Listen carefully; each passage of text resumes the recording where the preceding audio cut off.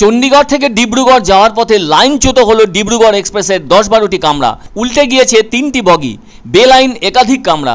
June মাসের পর জুলাই মাসেও ট্রেন দুর্ঘটনা। 17ই জুন ফাঁসি দেওয়ার কাছে দুর্ঘটনাগ্রস্ত হয়েছিল কাঞ্চনজঙ্ঘা এক্সপ্রেস, আর 18ই জুলাই দুর্ঘটনার মুখে পড়ল ডিব্রুগড় এক্সপ্রেস।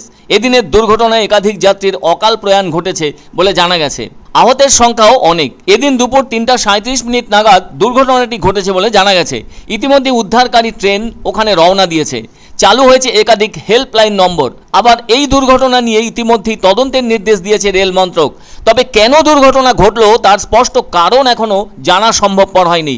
তবে সমগ্র ঘটনার ওপর নজর রাখছে উত্তরপ্রদেশের মুখ্যমন্ত্রীর দপ্তর। পাশাপাশি রেল দুর্ঘটনা নিয়ে খোঁজ খবর নিচ্ছে অসমের মুখ্যমন্ত্রীর দপ্তরও। 15904 ডিব্রুগড় এক্সপ্রেস চণ্ডীগড় থেকে ডিব্রুগড় পর্যন্ত যায়, যার দূরত্ব 2639 কিলোমিটার। ফলে চণ্ডীগড় থেকে ডিব্রুগড় পর্যন্ত দূরত্বের মধ্যে থাকা অনেকগুলো স্টেশনের মধ্যে 36টা স্টেশনে দাঁড়াতে হয় এই ট্রেনকে। জানা যায় বুধবার রাত 11:39 চণ্ডীগড় ছেড়েছিল ডিব্রুগড় এক্সপ্রেস ট্রেনটি, আর বৃহস্পতিবার দুপুর 2:37 ট্রেনটি গোন্ডা ও বস্তির মধ্যে ঝিলাহি স্টেশনে পৌঁছলে এই দুর্ঘটনা ঘটে। আপাতত উদ্ধার কাজে নজর দিয়েছে রেল। বর্তমানে দুর্ঘটনাস্থলে পৌঁছে গিয়ে উদ্ধারের কাজে হাত লাগিয়েছেন স্থানীয়রাও বলে জানা গেছে। আর এ ব্যাপারে রেলের তৎপরতাও লক্ষ্য করা যাচ্ছে। তবে গত মাসের পর এ মাসেও রেল দুর্ঘটনা ঘটল।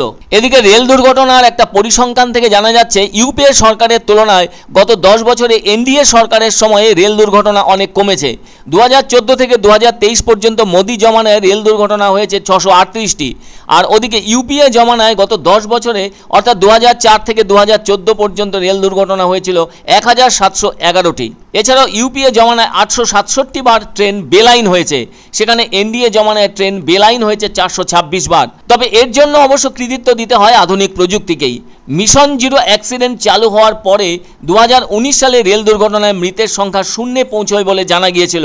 কিন্তু রেল দুর্ঘটনা কমেনি। কখনো যান্ত্রিক ত্রুটি, আবার কখনো বা অন্য কোনো সমস্যা দায়ী থেকেছে। সে যাই হোক, এদিন ডিব্রুগড় এক্সপ্রেসের বাতানুকূল কামরাগুলি সবচেয়ে বেশি ক্ষতিগ্রস্ত হয়েছে বলে রেল সূত্রে জানা গেছে। উল্লেখ্য, চণ্ডীগড় থেকে অসমগামী ডিব্রুগড় এক্সপ্রেস ট্রেনটি সপ্তাহে 2 দিন অর্থাৎ বুধ ও রবিবার যাওয়া আসা করে।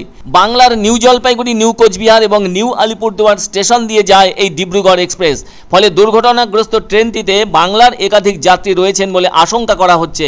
নিশ্চয়ই অনেকের মনে আছে 2023 সালের 2রা জুন ওড়িশার বালেশ্বরের বাহানাগা বাজার স্টেশনের কাছে সিগন্যাল বিভ্রাটের জেরে একটি মালগাড়ি ও করমণ্ডল এক্সপ্রেসের মধ্যে সংঘর্ষ হয়েছিল।